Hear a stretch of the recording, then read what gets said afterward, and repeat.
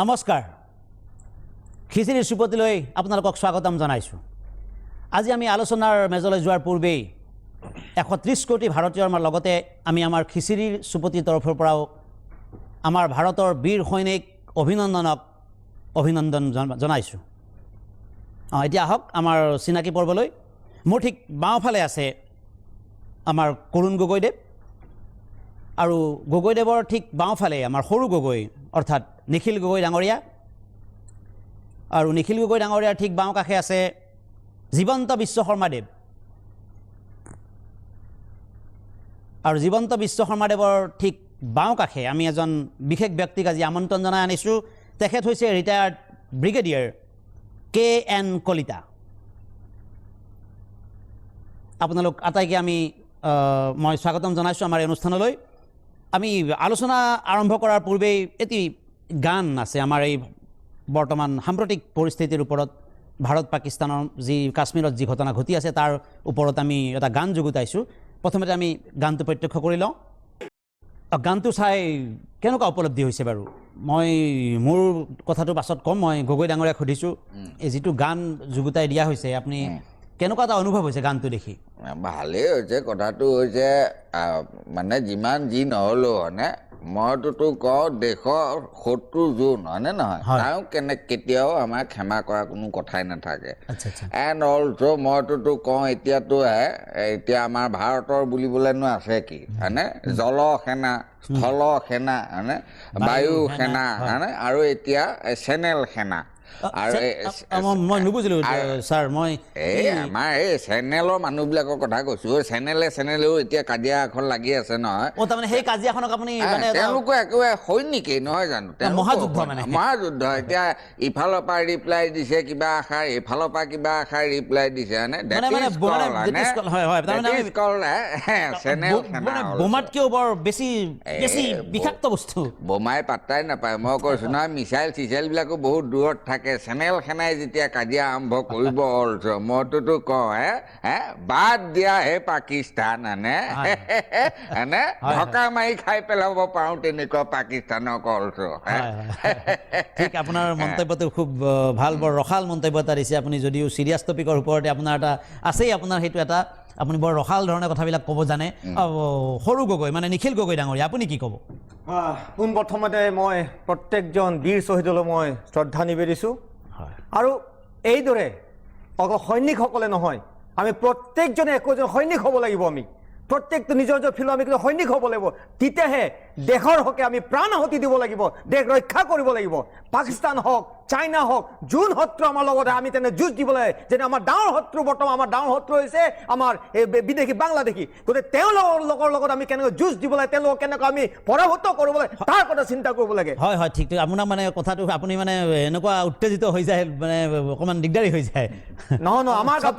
আমাৰ গাতো তেজ গৰম আমি একোজন সৈনিক আমি হয়তো আমি ৰণক্ষেত্ৰৰ সৈনিক নহ'ব পাৰোঁ কিন্তু আমি খেতি পথাৰৰ একোজন সৈনিক আমি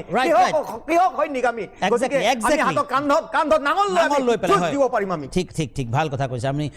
প্ৰত্যেকটো স্তৰতে আমাৰ নিজৰ কৰ্তব্যৰ ক্ষেত্ৰত আমি নিজেই একোখন যুঁজ দিব লাগিব এই যুঁজত আমি যেতিয়া জয় হ'ম তেতিয়া আমাৰ দেশৰ উন্নতি হ'ব একজেক্টলি ভাল কথা কৈছে গগৈদেৱ শৰ্মাদেৱ আপুনি কি ক'ব নাই চাওক প্ৰথম কথা তেওঁলোকে গানটো বৰ সুন্দৰ লিখিছে হয় হয় নাই এনেকুৱা শিল্পীসকলক মই সন্মান জনাওঁ আৰু দ্বিতীয়তে কথাখিনি চাওক মানে আমাৰ যিজন বীৰ জোৱান তেখেতক মই প্ৰণাম জনাইছোঁ তেখেতক নমস্কাৰ জনাইছোঁ তেখেতে চাৰেণ্ডাৰ কৰা নাই হয় হয় তেখেতৰ লগত কিন্তু আমাৰ অসমৰ এটা সম্পৰ্ক আছে আমি ইতিমধ্যে গম পাইছোঁ তেখেতে তেজপুৰত পঢ়া শুনা কৰিছে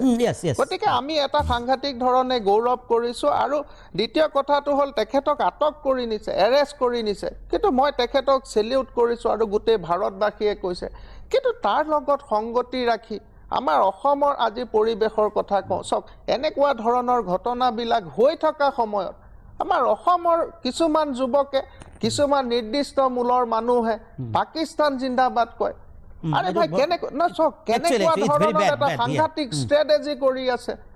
আমি এইবিলাক ধৰাৰ ব্যৱস্থা কৰিছোঁ কিন্তু আমি প্ৰতিজন ভাৰতীয়ই প্ৰতিজন অসমীয়াই আমি সদায় সষ্টম হৈ থাকিব লাগিব যে এনেকুৱা ধৰণৰ মানুহবিলাক ধৰি আমি এওঁলোকক চিনাক্ত কৰিব লাগিব আমাৰ কিছুমান প্ৰপগণ্ডা আছে আমি এইবিলাকৰ বিষয়ে আপোনালোকক পিছত ক'ম আৰু খুব কম দিনৰ ভিতৰতে এটা আন্তঃৰাষ্ট্ৰীয় পৰ্যায়ত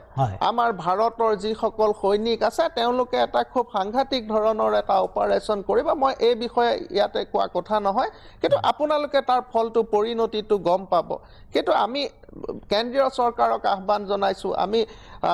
আন্তঃৰাষ্ট্ৰীয় যিবিলাক নিৰাপত্তা সংস্থা আছে সেই সকলৰ লগত আমাৰ কেন্দ্ৰীয় চৰকাৰে কথা পাতিছে গতিকে খুব ভাল ফলাফল এটা পাব আৰু সব পাকিস্তানটো আমাৰ কাৰণে ডাঙৰ কথা নহয় ন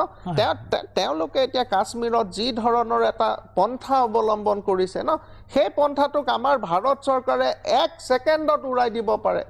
সেইখিনি আমাৰ সাহস আছে সেইখিনি আমাৰ শক্তি আছে কিন্তু ভাৰত ইমান তেনেকুৱা ধৰণৰ এটা মানুহক প্ৰতিহিংসা মানুহ ধৰক হিংসা নকৰে কিন্তু তেওঁলোকে কিবা কৰিলে আমিতো কৰিব জবাব দিবই লাগিব ঠিক আছে উত্তৰ আমি দিবই লাগিব ঠিক আছে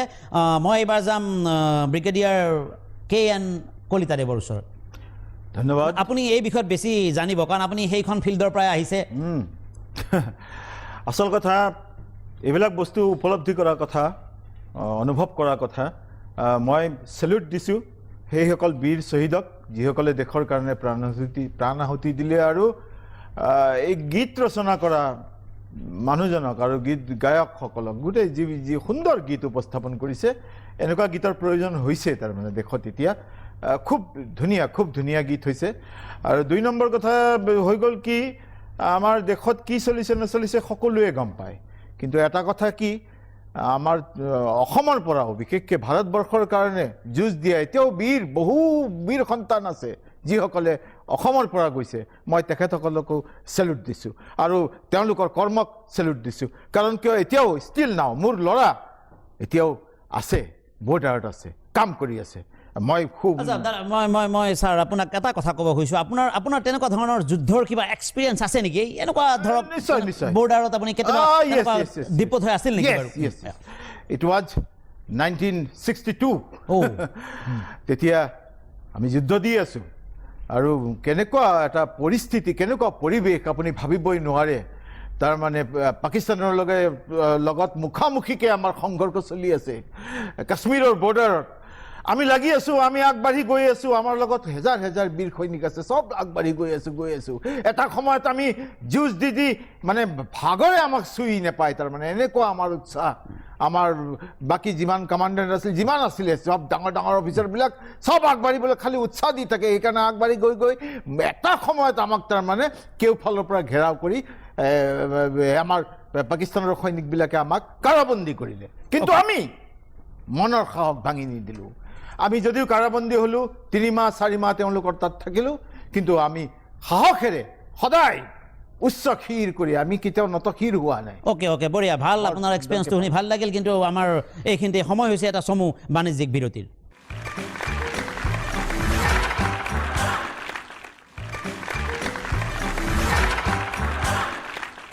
welcome back after the short break Gogoi ডাঙৰীয়া মই আপোনাক সুধিব খুজিছোঁ এই আমাৰ বৰ্ডাৰৰ কথা চলি আছে যুদ্ধৰ কথা চলি আছে সৈনিকৰ কথা চলি আছে আপুনি বাৰু আপোনাৰ 15 বছৰ শাসনকাল আছিলে আপোনাৰ এই সময়ছোৱাতে হওক বা বিভিন্ন সময়ত আপুনি কেতিয়াবা এই বৰ্ডাৰ ভিজিট কৰিছিল নেকি মানে আপুনি গৈছিল নেকি বৰ্ডাৰৰ ফালে মোৰ ভাল কথা এটা মনত পৰিছে মানে আগতেতো মানে আমিও এইবিলাক আমি বৰ্ডাৰ গৈ থাকোঁ আগতে চাই থাকোঁ তেনেকুৱা মানে ভূটান বৰ্ডাৰেই হওক মানে চীনৰ বৰ্ডাৰেই হওক মানে বাংলাদেশৰ বৰ্ডাৰেই হওক অলছো মানে মইতো কওঁ পাকিস্তান বৰ্ডাৰলৈ মই গৈছোঁ আৰু এবাৰতো মই এনেকৈ চাই থাকোঁতে বৰ্ডাৰত এনেকৈ টহল দি চাই থাকোঁতে ঘপককৈ মোকোতো এবাৰ সেই পাকিস্তানী আৰ্মীয়ে ধৰি লৈছিলে এইবিলাক এনেই ফ'কাছত অহা নাই এইবিলাক কাহিনী ঘপককৈ কৈ দিলে বোলে ইচকা কাণ কাট দো মই বোলো বোপাহেঁতে হয়নে কি বুলি ভাবিছ মোক এই কাণ দুখন নাকাটিবি বোলো মই অন্ধ হৈ যাম হয়নে কি কথা কৈছে কাণ কালে চকু লৈ পেলাই মানুহ অন্ধ হ'ব পাৰে আপুনি কিয় এইবোৰ মিছা কথা কয় আপুনি টক শ্ব' এটা আপুনি এইদৰে মানুহ কিয় ভুল মোৰ কথাটো কমপ্লিট কৰিব কাণ কাটিলে মানুহ কেনেকৈ হ'ব কাণ দুখন যদি কাটি দিয়ে মই চশমাযোৰ পিন্ধিম কেনেকৈ কি কথা ক'বলৈ হয়নে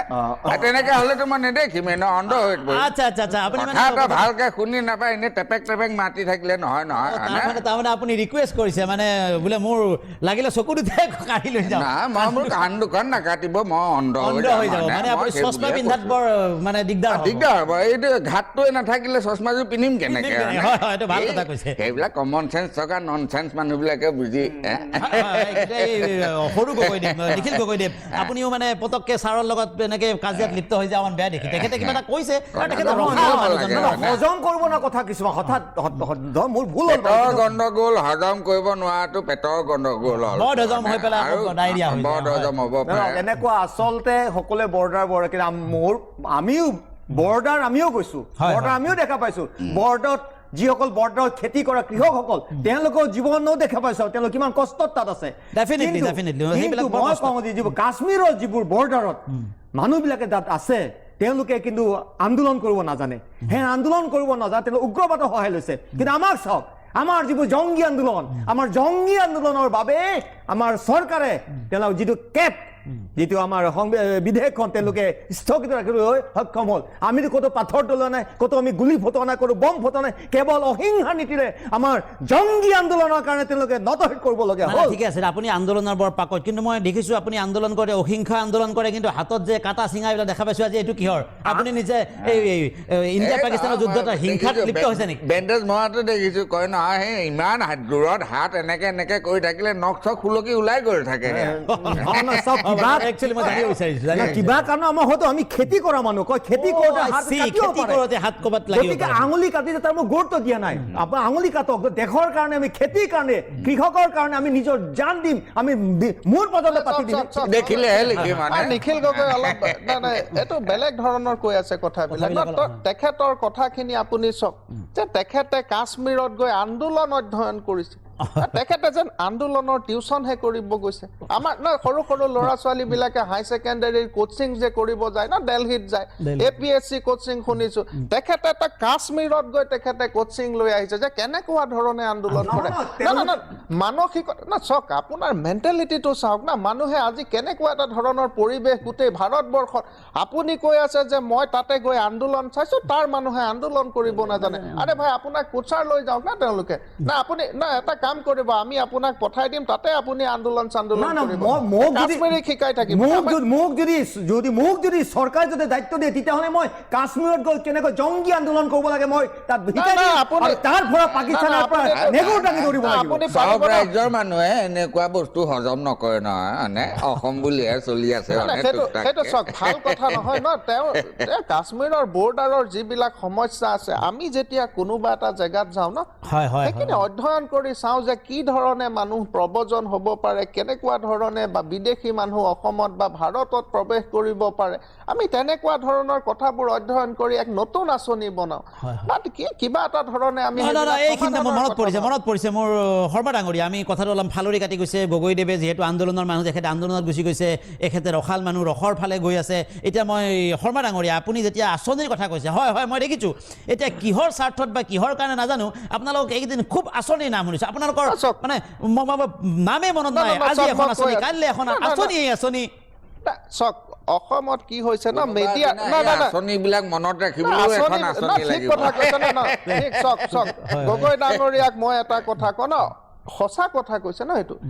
ইমান আঁচনি হৈছে ন অসমত, সাংঘাতিক ধৰণে আঁচনিবিলাক ইমপ্লিমেণ্টেশ্যন কৰিলেই নহ'ব নহয়,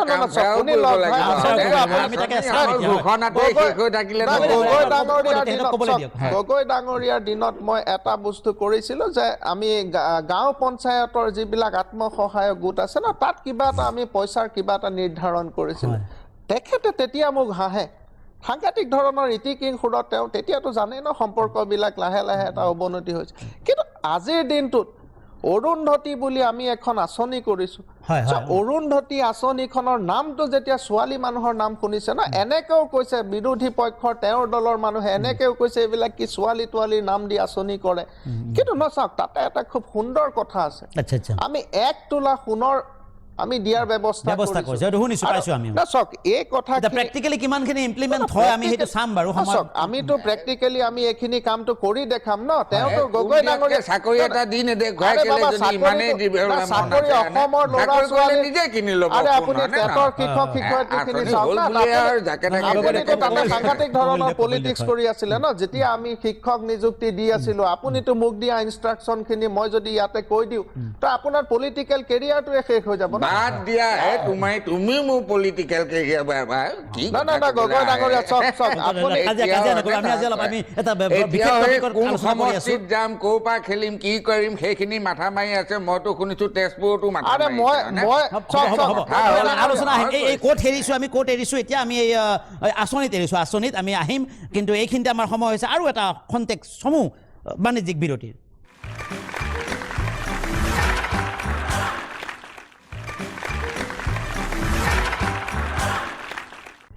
বিৰতিৰ পিছত পুনৰ হাজিৰ হৈছোঁ আপোনালোকৰ সন্মুখত আমি এইমাত্ৰ এৰিছিলোঁ আঁচনিত আঁচনিখিনিৰ কথা কৈ আছিলো তাত গগৈ ডাঙৰীয়া আঁচনিবিলাক ওলাই যায় বুলি অলপ হুলস্থুল কৰি দিয়া তেখেতক ক'ব অলপ মনে মনে অলপ শুনি লওক চাওক আমি 1 এপ্ৰিলৰ ঠিক আছে মই চমুকে কৈ আছো ন 1 এপ্ৰিলৰ পিছত আমি স্ত্ৰী ধন হিচাপে যিবোৰ ল'ৰা ছোৱালীৰ 18 বছৰৰ পিছত বিবাহ হ'ব তেওঁলোকক আমি 1 তোলাকে সোণ দিয়াৰ ব্যৱস্থা কৰিছো এক নম্বৰ কথা মই সংক্ষেপতে কৈছো ন নেক্সট আপোনাৰ আহি গ'ল আমি অসমত সাংঘাতিক ধৰণৰ এক কেন্দ্ৰীয় চৰকাৰৰ মানে তেওঁলোকে আমাক গোটেইখিনি এই বিষয়ে আমাক কৈছে আৰু আমি ইয়াৰ পৰা বিত্ত বিভাগৰ ফালৰ পৰা ৰেল বিভাগৰ ফালৰ পৰা আমি আলোচনা বিলোচনা কৰি জগ বুলি এখন নতুন ৰেলৰ কাৰণে আঁচনি কৰিছো জগ নামৰ আঁচনি আপোনাৰ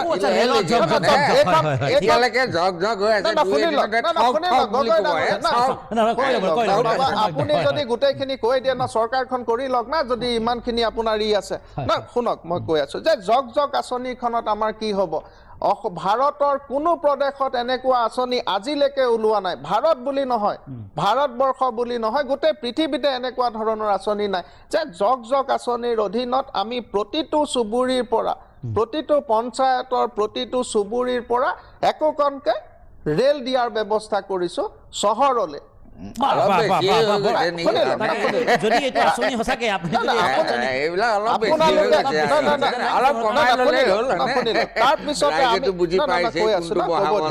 তাৰপিছতে প্ৰতিখন চহৰৰ পৰা একোখন ৰেল দিয়াৰ ব্যৱস্থা কৰিছো আমাৰ ৰাজধানীলৈ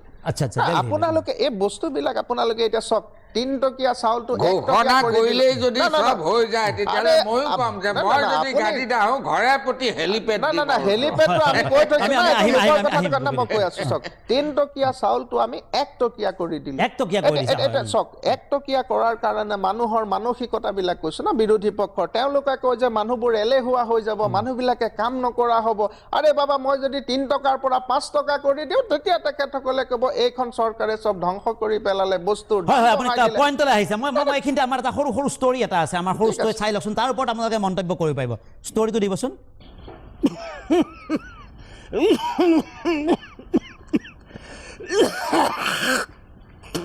ঐ কি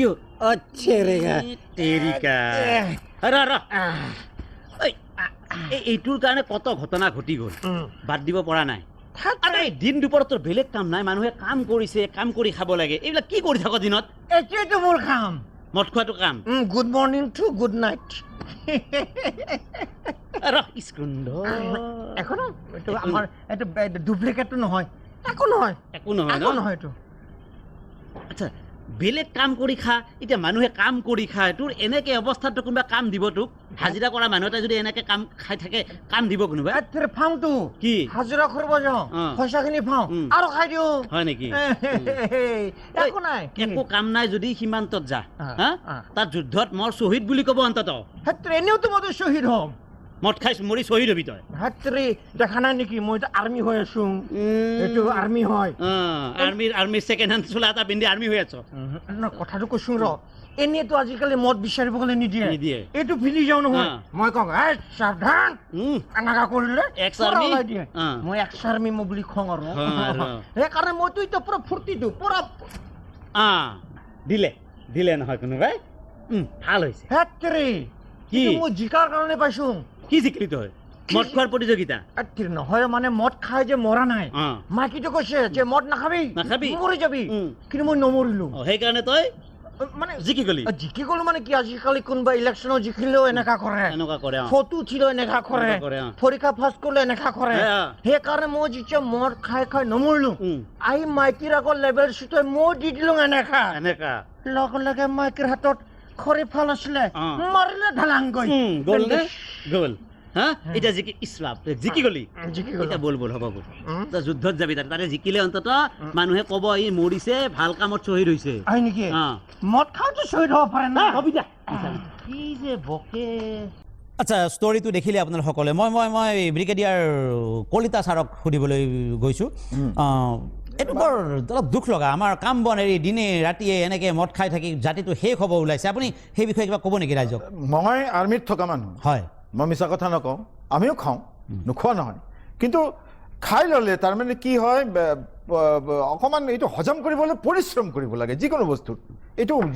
মদ বুলিয়ে কথা নহয় আমিও নোখোৱা নহয় খাইছোঁ কিন্তু আমাৰ পৰিশ্ৰম থাকে আৰু বাৰ্ণ কৰিব বস্তুটো বাৰ্ণ হৈ যাব দিব লাগে আৰু এনেকৈ বহি যদি খাই বৈ পৰি থাকে এইটো কথা নাই কোনো কামৰ নহয় ঠিক কথা কৈছে আৰু এনেকুৱা এই পাৰিলে মই দেখিছোঁ বহুতে আহ্বান জনাইছে যেনেকৈ এইবিলাক চৰকাৰে কিবা সোণৰ খাৰু দিছে কিবা দিছে হেনৰ দিছে তেনৰ দিছে এইবিলাক দিয়াতকৈ কৈছে এনেকুৱা আহ্বান জনাইছে ৰাইজে যে পাৰিলে মদটো শেষ কৰি দিব লাগে আমাৰ ৰাজ্যৰ পৰা এইটো সুন্দৰ গগৈ ছাৰে কিবা ক'ব নেকি এইটোৰ ওপৰত মইতোতো এই আগতেও কৈ আছোঁ যে যেনেকৈ ক'লা কাপোৰৰ ওপৰত গুৰুত্ব দিছিলে হয়নে ঠিক তেনেকৈ মদৰ ওপৰত গুৰুত্ব দি দিলে হৈয়ে গ'ল দেখোন হয়নে নহয় চাফাই হৈ যাব তাৰ ওপৰত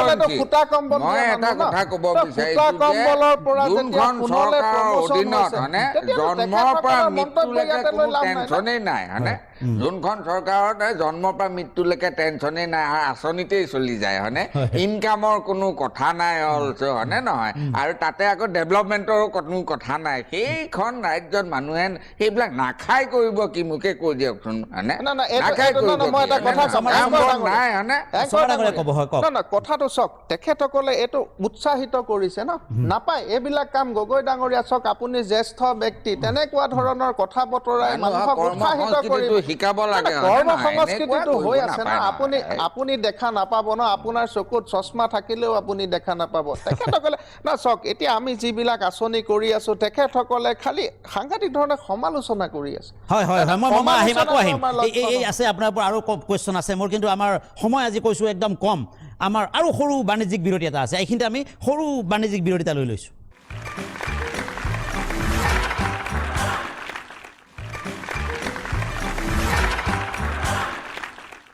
welcome back after the short break কি কৈ আছিলোঁ আচ্ছা মই সৰু গগৈ মানে নিখিল গগৈ ডাঙৰীয়া ওচৰলৈ গৈছোঁ আপুনি কিবা ক'ব নেকি এই মদাহীবিলাকৰ ওপৰত মইতো কওঁ যিসকল মানুহে মদ খায় তেওঁলোকে মদ এৰিব পৰা নাই তেওঁলোকে এতিয়া মদ এৰিব গৈ তেওঁলোকে বান্ধি থ'ব লাগে তেওঁলোকে কঁপি থাকে তেওঁলোকৰ কঁপনি আহি ৰাইগৰ আহি গৈছে তেওঁলোকৰ যিসকল ঘৰ অশান্তি হৈছে মদৰ কাৰণে মই কওঁ সেইসকল মদ খোৱা মানুহৰ মুখ দিয়ক মোৰ লগত দিয়ক মই তেওঁলোকৰ লগত মই আন্দোলন কৰিম জংগী আন্দোলন আপুনি আকৌ ঘূৰি ঘূৰি আহি আন্দোলনত লৈ আহে মদ বন্ধ কৰাৰ কাৰণে আন্দোলন কৰিম মই যেতিয়া তেওঁলোকে আন্দোলন কৰি থাকিব তেওঁলোকে মদ খাব তাতে আকৌ মদাহীসকলো যদি লগ খাই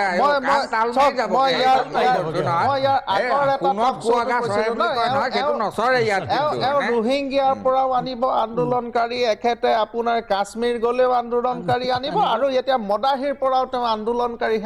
ঠিক আছে হ'ব আমি বিতৰ্কলৈ নাযাওঁ বেছি বিতৰ্কলৈ আমি ষ্টুডিঅ'ত আছোঁ বেছি বিতৰ্কলৈ নাযাওঁ কিন্তু এইখিনিতে কৈ লওঁ তাৰমানে এখেতসকলে খালি তৰ্ক বিতৰ্ক কৰি থাকে এইটো নহয় মদটোৰ বিষয়ে বঢ়িয়াকৈ কওঁ মই ইট ৱাজ 1959 চাইনা ৱাৰ সময়ত কেনেকুৱা মদাহীবিলাকৰ হৈছিল হয় আমি আহিম কিন্তু আমাৰ আৰু সৰু ষ্টৰি এটা বৰ ইণ্টাৰেষ্টিং আপোনালোকে চালে গম পাব বৰ ইণ্টাৰেষ্টিং ষ্টৰি এটা আজিকালি যুগত খুব খাপ খায় সেইটো বস্তু চাই লওকচোন ষ্টৰিটো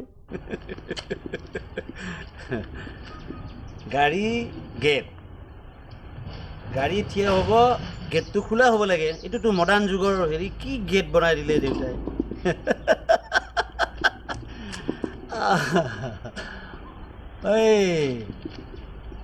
আচলিটো নাই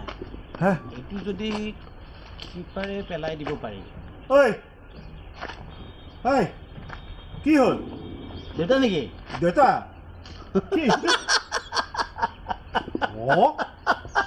আচ্ছা দেউতা এই মোৰ গাড়ী ক'ত গাড়ী এই গাড়ীখন গাড়ী ক'ত হয় খালে ঐ তই খাই আহিছে ন কিবা নাই ভাতটো মাই দিব নহয় আমি একেলগে খাম এতিয়া ভাত না মই এটা প্লেনিং কৰি আছো ইয়াৰ পৰা যদি এখন অভাৰ ব্ৰিজ কৰি মই পাহাৰত লগাই দিব পাৰো এই আঁচনি এটা প্লেনিং আঁচনি অভাৰব্ৰিজ ঐ তই শুন আচ্ছা কি কাইলৈ কি আছে শিৱৰাত্ৰি শিৱৰ প্ৰসাদ কি ঐ আপুনি খাইছে তাকে কৈছো তই অহাকালিহে আছে আজি খালি নেকি আৰে প্ৰি শিৱৰাত্ৰি মানে? আজিকালি চব প্ৰি উৰুকা আৰু pre Christmas pre Bihu pre বিয়া চবৰে এটা প্ৰি হয় নহয় গতিকে এইটো ভগৱান আমাৰ শিৱ বাবা ভগৱান গতিকে শিৱ বাবাটো প্ৰি এটা লাগে ৰিহাৰ্চেল এটা ৰিহাৰ্চেল লাগে আচ্ছা এটা ৰিহাৰ্চেল কৰিব পাৰিবি নেকি মই দিওঁ তোক ক ইজি ৰিহাৰ্চেল মৰা ৰিহাৰ্চেল কৰ তাকে প্লেনিং কৰি আছো মোৰ প্লেনিং যে কৰি আছো তাৰপিছত আৰু এটা প্লেনিং আছে মৰাটো ফিলিংছটো মানে কেনেকুৱা হয় মৰাৰ পিছত সেইটোতো গম পোৱা নাযায় এবাৰ যদি আগতে মৰি ল'ব পাৰো তাৰপিছত ফিলিংছটো কি হ'ব আচ্ছা এটা গাড়ীখন তাত থিয় হৈ আছে গাড়ীখন যদি দুৱাৰখন খুলি যায় কি কৰি আছে ৰেডি কৰিছো পুৰি একদম মণিপুৰী আংকুল আংকুল মানে গম পালো গাখীৰতে মহৰ খুটি কৰিব আহিছ সেইটো লগটো এতিয়া নহয় মানে আংকুল হেৰি নহয় মানে মণিপুৰী মাল বৰ বঢ়িয়া প্ৰসাদ হেপী কি খালে শিৱ বাবা মোৰ ল'ৰাটোক ৰক্ষা কৰিবা শিৱ ৰক্ষা কৰিবা আচ্ছা ষ্টৰিটো দেখি মোৰ হাঁহি উঠি গৈছে মোৰ নিজৰে আপোনালোকৰ কি অনুভৱ হৈছে মই নাজানো চাওকচোন শিৱৰাত্ৰি এটা শিৱ পূজা তাৰো আগদিনাখন কিবা প্ৰি শিৱৰাত্ৰি পাতিছে আপুনি গগৈদেৱ কি ক'ব এনেকে আজিকালিতো আৰু চব ওলাই গৈছে প্ৰি বিহু প্ৰি পূজা হয়নে প্ৰি শিৱৰাত্ৰি ময়োতো ভাবিছো এনেকেতো হ'লেই হয়নে প্ৰি চৰকাৰ এখন ময়ো বনাই দিব পাৰো দেখোন হয়নে নহয় আপোনাৰ লাইনত চিন্তা কৰিছে এনেতো আমাৰে চৰকাৰ হ'ব যিমানেই নাগাওক কিয় চিৰা ছিগি উলিয়াই দি দিয়ক কিয় আপুনি এংকৰ ডাঙৰীয়া আপুনি নিজে প্ৰগ্ৰাম চলাই থাকে ন পথাৰ তেখেতৰ লাইনটো চাওক ন ক'ত শিৱৰাত্ৰি আছে ক'ত তেওঁৰ চৰকাৰ আছে আৰু মইতো ক'ব বিচাৰো ন সিদিনাখন তেওঁলোকৰ পাপ্পু আহিছিলে ন পাপ্পুৱেতো টুপি বুলিয়ে কৈ দিলে ন অসমৰ গোটেই মানুহখিনি এইটো তাৰমানে চাওক আমাৰ যেতিয়া মোদী ডাঙৰীয়া আহে তেখেতে অসমীয়াত ভাষণ দি যায় না চাওক এজন মানুহে বাহিৰৰ মানুহ এজনে আহি অসমত কি সুন্দৰ এটা ভাষণ দিলে অসমৰ মানুহক মুগ্ধ কৰি গ'ল কিন্তু তেখেতসকলৰ পাপ্পু যেতিয়া আহি গ'ল তো পাপ্পুক চাওক পাপ্পুৱে আহি ডাইৰেক্ট কৈছে যে এটা টুপি এটা লৈ আহক কিন্তু কোনোবা এজন আমাৰ বনফুল নে কোনোবা এজনে আহি পেলাই ক'লে যে নহয় এইটো টুপি নকয় এইটো জাপি কয় আৰু তেখেতক ষ্টেজতে শিকাই দিছে না টুপিটো আনক কিন্তু সাংঘাতিক ধৰণৰ এটা অড চিটুৱেশ্যন তেনেকুৱা চিটুৱেশ্যন এটা তেওঁ স্পষ্টকৈ কৈ থৈ গ'ল যে চব অসমৰ মানুহক আমি এই টুপিটোৰ তলত বিচাৰোঁ নে তেওঁলোকে টুপি এটা পিন্ধাই দিব আৰু অসমৰ মানুহে গোটেই জাতি ধৰ্ম বৰ্ণ নিৰ্বিশেষে গোটেই মানুহবিলাকক টুপিটোৰ তলত সোমাই তেওঁলোকৰ জনটো আহি লৈ পেলাই চিধা হেলমেটটো পিন্ধি এইফালে লকটো কৰাই দিয়ে যাতে খুলিবও নোৱাৰে অলটো হয়নে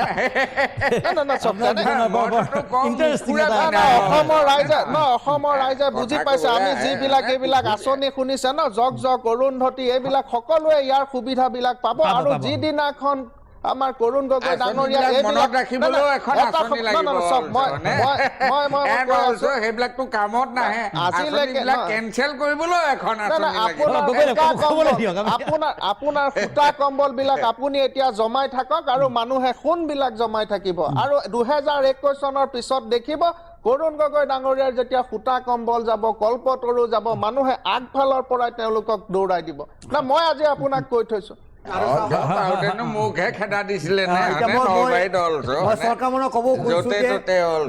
মদ বিৰোধী যেনেকা হৈছে এতিয়া শিৱৰাত্ৰি বুলি ডেকা চামৰ মাজত যেনেকা বাবাৰ প্ৰসাদ বুলি তেওঁলোকে ভাং সেৱন কৰে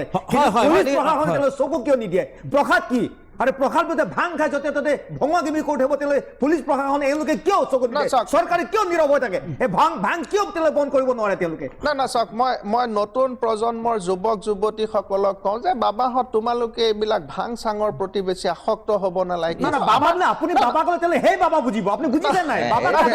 এইবিলাক না এইটো মানুহজনে বুজাব বিচাৰিছে কেনেকে ৰাইজক হয়নে ল'ৰা ছোৱালীক বেয়া কৰা মতলব ভেৰি বাং কথা কয় ন মই কৈ আছো ন এই ল'ৰা ছোৱালীসকলক মই বাবা বুলি কৈছো ন কিন্তু বাবাটো আচলতে আজিকালি বেলেগ ধৰণে বুজে বাবা খোৱাৰ কথা কয় না সেইটো বাবা নহয় না মই ক্লিয়াৰ কৰি দিছো না অসমৰ এইসকল যুৱক যুৱতীক মই কওঁ যে এইবিলাক মই ভাং চাং খোৱাটো নহয় শিৱক আৰাধনা কৰক আমাৰ হিন্দু সভ্যতা ৰক্ষা কৰক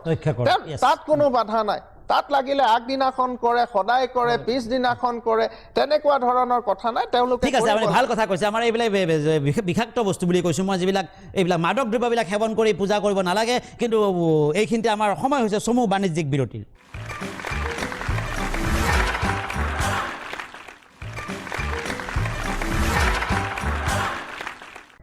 বিৰতিৰ পিছত পুনৰ হাজিৰ হৈছোঁ আপোনালোকৰ সন্মুখত আমাৰ আছে আৰু বহুত আলোচনা আছে কিন্তু আজি সময় বৰ কম তথাপি মই কিহৰ কথা কৈ আছিলোঁ আমি বাবাৰ প্ৰসাদৰ কথা কৈ আছিলোঁ আমাৰ ব্ৰিগেডিয়াৰ ডাঙৰীয়া আপুনি কিবা ক'ব নেকি বাবাৰ প্ৰসাদৰ ওপৰত আপোনাৰ কিবা এক্সপিৰিয়েঞ্চ আছে নেকি তেনেকুৱা নহয় তাৰমানে কি মই এইটো অত্যন্ত দুঃখজনক আৰু লজ্জাজনক কথা বুলি ক'ম যে আমাৰ উঠি অহা চামে যিবিলাক চিভিলিয়ান আজিকালি এই ভাংটো বাবাৰ প্ৰসাদ হয় শিৱ বাবাৰ ইয়াক তাৰমানে মিছ ইউজ কৰিছে বুলি ক'ম যেতিয়া তেতিয়া যেনেকৈ তেনেকৈ খাই থাকে সেইটো নহয় শিৱৰাত্ৰি আহিছে আমি কৰিছিলোঁ আৰ্মিত থাকোঁতে হয় আৰে কি ফূৰ্তি হৈছিল ধৰ্ম জাতি নিৰ্বিশেষে সকলো একত্ৰ হৈ শিৱৰাত্ৰি শিৱ বাবাৰ পূজা কৰিছিলোঁ খাইছিলোঁ আমি ভাং নোখোৱা নহয় কি ফূৰ্তি হৈছিল আমাৰ ইট ৱাজ 1931 হ'ব বাৰু আমি আহিম আপোনাৰ চনটোলৈকে আমি আকৌ আহিম পিছত কিন্তু এইখিনিতে মোৰ এটা এলিগেশ্যন আছে আমাৰ শৰ্মাদেৱৰ ওপৰত কেনেকুৱা ধৰণৰ এলিগেশ্যন নহয় আপুনি যেতিয়া ভালটো নহয় এলিগেশ্যনটো বেয়া হ'ব ক্লিয়াৰিফাই ইট ইজ ৰাইট অৰ ৰং মইতো নাজানো ইমানখিনি মই ডিটেইলছ মই কথাটো কৈছোঁ আপোনাৰ দিনতে আপুনি এসময়ত বৰ ভাল লাগিছিল আমাৰ গোটেই ৰাজ্যখনে বৰ উৎফুল্লিত হৈ উঠিছিল বহুত নিবনুৱা যুৱক যুৱতীয়ে সংস্থাপন পাইছিল আপুনি টেটৰ দ্বাৰা আপুনি বহুত ল'ৰা ছোৱালী সংস্থাপন দিছিল আপুনি আগৰ চৰকাৰত থাকোঁতে মানে এতিয়া এটা এলিগেশ্যন আহিছে আপুনি এই টেটৰ শিক্ষকখিনিকো 2 মাহ ধৰি আপুনি এতিয়া বিত্তমন্ত্ৰী হৈ আছে আপুনি হেৰি দিব পৰা নাই দৰমহা দিব পৰা নাই না মই না চক লাষ্টত গৈ দিছে প্ৰশ্নটো মোক সুধিছে মোক ক্লিয়াৰ কৰিব দিয়ক না গগৈ ডাঙৰীয়া আপুনিতো আপোনাৰ দিনত কি কৰিছে এইটো বাদ দিয়ক ন চক কথাটো আপোনাৰ 2 মাহৰ দৰমহা না যোৱাকালি ঠিক তাৰ আগদিনা 1 মাহৰ দৰমহা অলৰেডি মুকলি হৈ গৈছে কিন্তু মই এটা কথা কওঁ চক ভিতৰুৱা কথাবিলাক আপোনালোকে নাজানে চক ভিতৰুৱা কিছুমান প্ৰব্লেম থাকে ন এনেকুৱা এটা ইনষ্ট্ৰাকশ্যন আহিছিলে যে LP স্কুলৰ শিক্ষকক যিখিনি টেটৰ আছে 15,000 কৰক আৰু ME স্কুলৰখিনি 20,000 কৰক কিন্তু আমি সেই বস্তুটো নকৰি আমি ষ্টেট গভৰ্ণমেণ্টৰ ফালৰ পৰা যথেষ্ট চেষ্টা কৰি সেইটো কাৰণে অকণমান দেৰি হৈছে তেওঁলোকে এটা গ্ৰেড পে পাই আছে তেনেকুৱা ধৰণে আমি চলাই নিছোঁ কিন্তু চক আপোনালোকে আজি এইখন মজিয়া তেনেকুৱা ধৰণৰ কথা কৈছে কিন্তু সিদিনাখন মই যেতিয়া লামডিং গৈছিলোঁ আহি থাকোঁতে মোক নগাঁৱৰ 2জন ল'ৰাই বিমান আৰু মই নামটোও কৈ দিছোঁ প্ৰভাকৰ আৰু বিমান তেওঁলোকে মোক ৰাস্তাত লগ পালে যে দাদা আমি অলপ লগ পাম তেওঁলোকৰ লগত মই ভাৱ বিনিময় কৰিলোঁ 5 মিনিট কথা পাতিলোঁ তেওঁলোকৰতো তেনেকুৱা ধৰণৰ একো আপত্তি নাই তেখেতে কৈছে দাদা ঠিক আছে আপোনাৰ ওপৰত আমাৰ পুৰা বিশ্বাস আছে আমাৰ টেটৰ শিক্ষকসকলে আপোনাক কেতিয়াও ব্লেম নকৰে কিন্তু না মই এতিয়া কথাটো কৈ আছোঁ চাওক এইটো ক্ষেত্ৰত একাংশ শিক্ষক শিক্ষয়িত্ৰীক প্ৰৰোচিত কৰিছে বিৰোধী পক্ষই এটা সাংঘাতিক ধৰণৰ তেওঁলোকৰ লগত ৰাজনীতি কৰিব বিচাৰি আছে না মই এই কথাবিলাক আমাৰ শিক্ষকসকলৰ পৰা পাই থাকোঁ না এনেকুৱা ধৰণৰ চাওক মই গগৈ ডাঙৰীয়াকো কৈছোঁ বেলেগৰ লগত যি কৰে কৰক কিন্তু শিক্ষকৰ লগত পলিটিক্স নকৰিব আপোনালোকৰ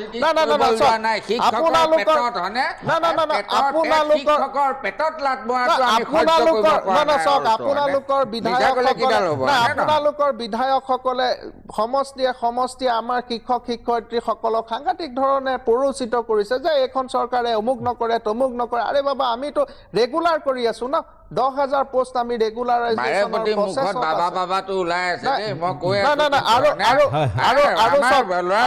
হয়নে না, নহয় আৰু বিপথে চাওক, পৰিচালিত কৰিব আৰু এনেকুৱা চাওক, মানুহে। মই কৈ আছো মাৰ্চৰ মই আৰু এটা আজি ঘোষণা কৰি দিওঁ টেটৰ শিক্ষক শিক্ষয়িত্ৰীসকলৰ কাৰণে যে অহা বছৰো এই বছৰৰ নিচিনাকে 10,000 12,000 পোষ্টৰ আমি এডভাৰটাইজমেণ্ট কৰিম আৰু Fine, তেওঁলোক fine, আকৌ নিয়মীয়া হ'ব ঠিক আছে। গতিকে আৰু দৰমহাৰ কাৰণে এই মাৰ্চৰ কিন্তু পিছৰ পৰা কিছুমান আৰু কৈছে যে আপুনি যে এমাহৰ এটা মোকলাই দিলে মানে এই আন্দোলনৰ এমাহৰ কিয় মোকলালে গম পালে নে? মুখখন বন্ধ কৰিছে আৰু তাৰ এমাহৰ বাহিৰে কিয় বেলেগ একো মোকলালে? নাই। এইটো যেতিয়া তেওঁলোকে জংগী আন্দোলন কৰিবৰ কাৰণে যুঁজা চলালে টেট শিক্ষকসকলে ভয়তে সেই জংগী আন্দোলনক ভয় না, না, কৰে। জংগী- এমাহৰ দৰমহাতে ৰিলিজ না, কৰিলে চাওক, মানে চাওক। আন্দোলনৰ জংগী আন্দোলন কিমান শক্তি আপোনালোকে চাই লওক। আন্দোলন শক্তিশালী হয়, হয়, হয়। সেইবুলি আৰু মোক হয়নে ক'ব টেট দিয়ক মই শিক্ষকক কৈ আছো এনেকে বুৰ্বক বনাব নাপায় না, দেই চাওক, হয়নে? তেখেতে কৈ আছে, হয়। টেটৰ শিক্ষক শিক্ষয়িত্ৰীসকল মোৰ যথেষ্ট আপোন ন তেখেতসকলক আজি নিখিল গগৈয়ে পিছফালৰ পৰা যদি বেকফালৰ পৰা যদি তেওঁলোকক পুছ কৰে যে আপোনালোকে আন্দোলন কৰক জংগী আন্দোলন কৰক আজিলৈকে টেটৰ শিক্ষক শিক্ষয়িত্ৰী আন্দোলন কৰিব যোৱা নাই কিন্তু একাংশ ক'ৰবাত সাংঘাতিক ধৰণে মিছগাইড কৰা মানুহ আছে ন বিৰোধী পক্ষ আছে শৰ্মা ডাঙৰীয়াক এটা কওক। সৰু প্ৰশ্ন আছে কওক, কওক। তেখেতে তাৰমানে এইটো অলপমান গুৰুত্ব দিয়ক হয়। অসমত থকা বহুত আৰ্মি এনেকুৱা মানুহ আছে এক্স চাৰ্ভিচমেন আছে সিহঁতৰ কাৰণে শৰ্মা ডাঙৰীয়াই ইমানকেইটা আঁচনি যেতিয়া কৰিছে এটা সৰু সুৰা আঁচনি তেখেতসকল সেইটো আমি কথা বতৰা পাতি আছো কেন্দ্ৰীয় চৰকাৰৰ ফালৰ পৰা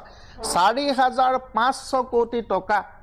আমি এটা চেংচন বিচাৰিছো আমি অলৰেডি আমি এপ্লাই কৰিলো কিন্তু তেখেতসকলে প্ৰতিৰক্ষা মন্ত্ৰী ডাঙৰীয়া আৰু আমাৰ বিত্ত মন্ত্ৰী ডাঙৰীয়াই যেতিয়াই আমাক এইটো প্ৰপ'জেলটো আমাক এপ্ৰুভ কৰিব তাৰ পিছতে আপোনালোকৰ যিসকল সৈনিক আছে আমাৰ অসমৰ পৰা বিশেষকৈ আমাৰ অসমৰ পৰা যিসকল বীৰ জোৱানে প্ৰাণ আহুতি দিছে তেওঁলোকক এটা আমি বেলেগ ধৰণৰ সংস্থাপনৰ ব্যৱস্থা কৰিম তেওঁলোকৰ যদি স্বামীৰ মৃত্যু ঘটিছে তেন্তে তেখেতৰ পত্নীয়ে পাব বা ল'ৰা ছোৱালীয়ে পাব বা ঘৰৰ কোনোবা এজন মেম্বাৰক আমি সংস্থাপন দিয়াৰ এটা ব্যৱস্থা কৰিম ৱেল ফাইন এইটো ভাল কথা ভাল ষ্টেপ লৈছে আৰু এই আন্দোলনৰ কথাবিলাক বৰ বেছিকৈ হেৰি নকৰিব কাৰণ আন্দোলনে আৰু পিছত এখেতে কৈছে মই পিছফালে পিনিয়াই দিব নালাগে অসমীয়াৰ প্ৰত্যেকজন অসমীয়াৰ গাত আন্দোলনৰ তেজ আছে ইয়াত গতিকে ইয়াত আন্দোলন যদি নকৰে অসমবাসী একো নাপায় গতিকে মই শিকাই মই একজেক্টলি আপুনি কিন্তু ভাল কথা কৈছে আমিও দেখি আছো আন্দোলন নকৰিলে না আপুনি বেলেগক বাবা কওক তেখেতক বাবা কওক মোক পাব মই আপোনাৰ বাবা নহয় নহয় এইটো অভ্যাসত ওলাই গৈছে আপোনাৰ লগততো মোৰ চাওক মই টক শ্ব'টো এখেতৰ লগত কৰাৰ মানসিকতা নাই ন আপুনিতো জানে ন আপোনালোকে মোক বেলেগ ধৰণে এটা ৰিকুৱেষ্ট কৰাৰ কাৰণে মই আহিছো চাওক এতিয়া কথাবিলাক যিবিলাক ধৰণৰ কথা তেখেতে বাবা কয় কিবা কাৰণে মানুহৰ এটা ওলাই যায় ন কিবা এটা কথা তথাপি মই আপোনাৰ বাবা নহওঁ আপুনি বেলেগক মোক ক'ব আপুনি আপুনি মোক বাবা বুলি কৈছে সেই বাবা কোৱাৰ পৰা সদায় মই একেবাৰে ছাপ্ৰেছ কৰি ৰাখিছে আপুনি তেতিয়াৰ পৰা আপুনি মোক লাগি আছে গগৈ না ভুল নুবুজিব এইটো আপুনি হয়তো জুনিয়ৰ আছিল কলেজত সেইকাৰণে এইটো বাবা এখেতসকলে খালি ঋণাত্মক দিশটো বুজি পায় সমালোচনা বুজি পায় কিন্তু আপুনি চাওক যোৱা 1 বছৰ 2 বছৰ ধৰি আমি যেতিয়া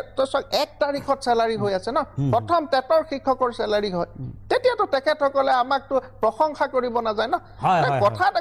আজি টেটৰ শিক্ষকসকলে বুজি পায় তো আজিলৈকে আপোনাৰ 2 মাহৰ যদিও দৰমহা হোৱা নাই 1 মাহৰ দিছো আমি আৰু 1 মাহৰ আজি বা কাইলৈৰ ভিতৰত আমি আমাৰ সময় হৈ আহিছে গতিকে আজি বিশেষ কথা পাতিব নোৱাৰিলোঁ আগবাঢ়িব নোৱাৰোঁ আপোনালোক সকলোকে ধন্যবাদ জনাইছোঁ আজি ইমানখিনি ব্যস্ততাৰ মাজত আপোনালোকে আমাক সময়খিনি দিছে প্ৰিয় দৰ্শক অহা সপ্তাহত এই একে সময়তে আমি পুনৰ লগ পাম আজিলৈ ধন্যবাদ